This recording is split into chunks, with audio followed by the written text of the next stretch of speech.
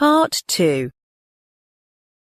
You will hear a tour guide introducing a park in New Zealand to a group of visitors. First, you have some time to look at questions 11 to 16.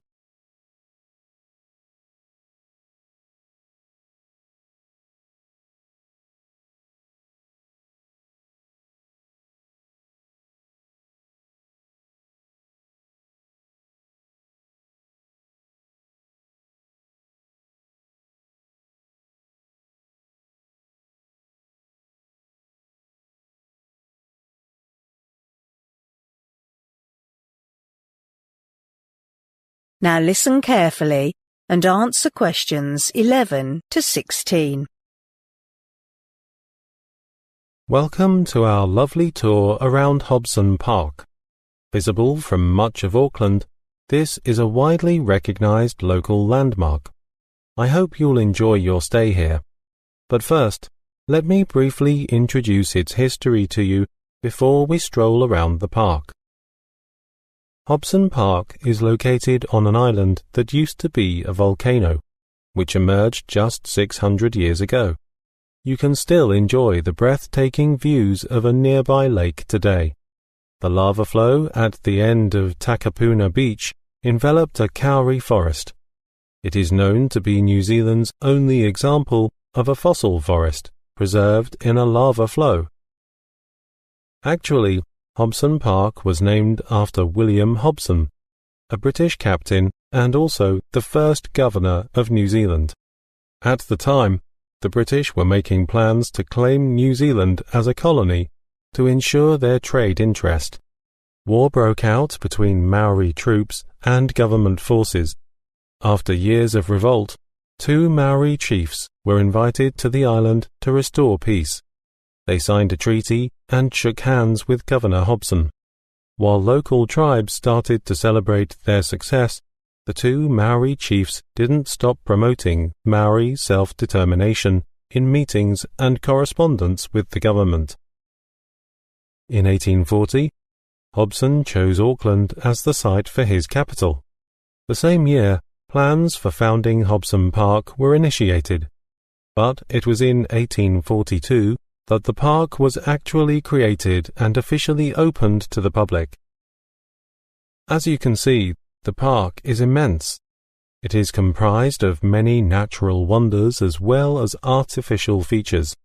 Just a few hundred meters away, there is a duck pond where you can observe the waterbirds, including some rare breeds. But remember to keep a distance from them and refrain from feeding them.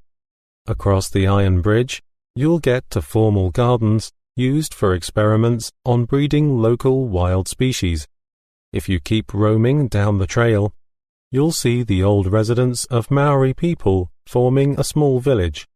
These houses are full of local paintings, sculptures, and artifacts, all donated by the city council to showcase the history and culture of Maori people living there.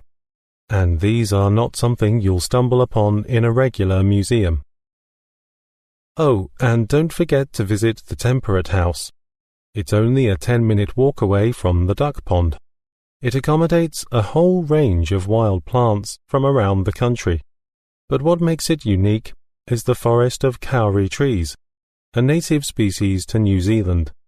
However, the kauri tree population was threatened by the spread of kauri dieback disease, and is now under the protection of the Department of Conservation.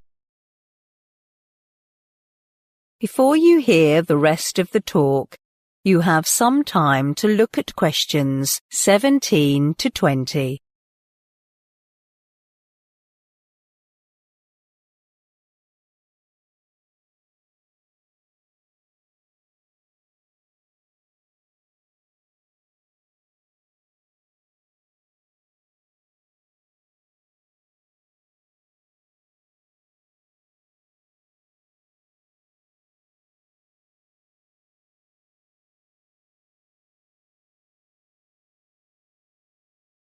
Now listen and answer questions 17 to 20. Let me point out the whereabouts of some other critical features in the park, in case you need them. If you are a plant lover and want to take some local greenery home, you may wish to visit the plant nursery, where you can choose from an extensive collection of plants, from succulents to some rare local species. It's right next to the museum on the same side of the road. There is a pine tree hill with tracks for hikers of all abilities. The whole trip takes about half an hour. There is a steep climb in places.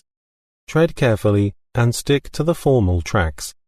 You'll be rewarded with great views. If you leave your car in the car park, you can see it just across the road towards George Street entry. Or, if you are an experienced hiker and want some challenge, you can choose Eagle Mountain. It offers fantastic hiking routes. It's also an ideal spot for birdwatching, with many wild species unique to New Zealand. We are right here, at the Wellington entrance. Then take the first right, and you'll see Eagle Mountain immediately to your right. If you're hungry and want to take a quick bite, there is a nearby food kiosk providing snacks and beverages.